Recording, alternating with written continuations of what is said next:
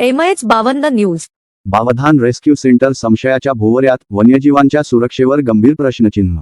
पुणे प्रतिनिधी. बावधान येथील वन्यजीव रेस्क्यू व ट्रीटमेंट सेंटरवर गंभीर गैरव्यवहाराचे आरोप होत असून महाराष्ट्राच्या वन्यजीव संरक्षण व्यवस्थेवर एक भीषण कलंक ठरू शकणारी माहिती समोर आली आहे. RESQ चॅरिटेबल ट्रस्ट आणि महाराष्ट्र राज्य वनविभाग यांच्यात 15 मार्च 2024 रोजी झालेल्या करारातील अटींचे उघड उल्लंघन करून विदेशी पशुवैद्यकीय प्रशिक्षणार्थ्यांना जखमी वन्यजीवांवर लाईव्ह प्रॅक्टिकल करायला देण्यात आल्याचा धक्कादायक आरोप समोर आला आहे. क्राईम अँड करप्शन कंट्रोल असोसिएशनने केलेल्या तक्रारीनुसार वन्यप्राण्यांच्या उपचाराच्या नावाखाली सुरू असलेले हे कार्य प्रत्यक्षात अनधिकृत वैद्यकीय प्रयोग व प्रशिक्षणाच्या स्वरूपातील गुन्हे आहेत. या प्रकारामुळे वन्यजीव संरक्षण कायद्यांचे तसेच प्राणी हक्कांचे निर्घृण उल्लंघन होत असल्याचे असोसिएशनचे म्हणणे आहे. अनधिकृत प्रॅक्टिकल्सचे गंभीर आरोप. तपासात असे संकेत मिळाले आहेत की विदेशी प्रशिक्षणार्थ्यांकडून इंटर्नशिप फी, देणग्या किंवा इतर चार्जेस घेण्यात आले असावेत. जर हे आर्थिक व्यवहार सिद्ध झाले तर FCRA ॲक्ट 2010 च्या थेट उल्लंघनाचा गुन्हा लागू होणार आहे. याहून गंभीर बाब म्हणजे या संपूर्ण गैरव्यवहारात काही विभागीय अधिकारी वर्गाचे मूक सहकार्य किंवा जाणूनबुजून दुर्लक्ष झाले असल्याचे पुरावे तपासात पुढे येत आहेत.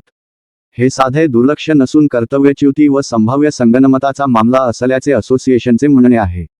असोसिएशनची तात्काळ मागणी. 1. रेस्क्यू सेंटर व RESQ ट्रस्टचे सर्व ऑपरेशन्स तत्काळ निलंबित करावेत. वन्यजीवांचे रक्षण करणाऱ्या केंद्राचा इंटर्नशिप लॅब म्हणून वापर हा गंभीर गुन्हा असल्याचा आरोप. 2. वनविभागाकडून तत्काळ FIR नोंदणी. असोसिएशनने पुढील कायदे FIR मध्ये अनिवार्य करण्याची मागणी केली आहे.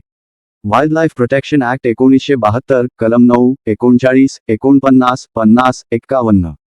Prevention of cruelty to animals act 1960. Indian veterinary council act 1984. FCRA act 2010. IPC 406, 409, 420, 120B, 34. 3. आर्थिक व्यवहार, CCTV, बँक स्टेटमेंट्स व उपचार नोंदींची फॉरेन्सिक तपासणी. 4. दोषींवर विभागीय तसेच गुन्हेगारी कारवाई. 5. तपास पूर्ण झाल्यावर तात्काळ न्यायालयात चार्जशीट दाखल करणे. असोसिएशनने स्पष्ट केले की या प्रकरणात तपास लांबवणे किंवा मुद्दाम विलंब करणे हा देखील स्वतःचा दंडनीय अपराध ठरेल. हा वन्यजीव संवर्धनाच्या नावाने चालणारा गुन्हेगारी उद्योग, असोसिएशनचा आरोप.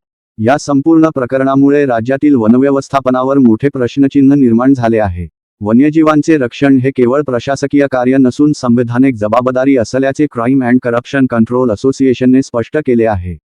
असोसिएशनने सांगितले की या घोटाळ्याचा शेवटपर्यंत पाठपुरावा केला जाईल आणि दोषींवर कठोरात कठोर कारवाई न झाल्यास महाराष्ट्राच्या वनव्यवस्थेला हा टर्निंग पॉइंट ठरेल.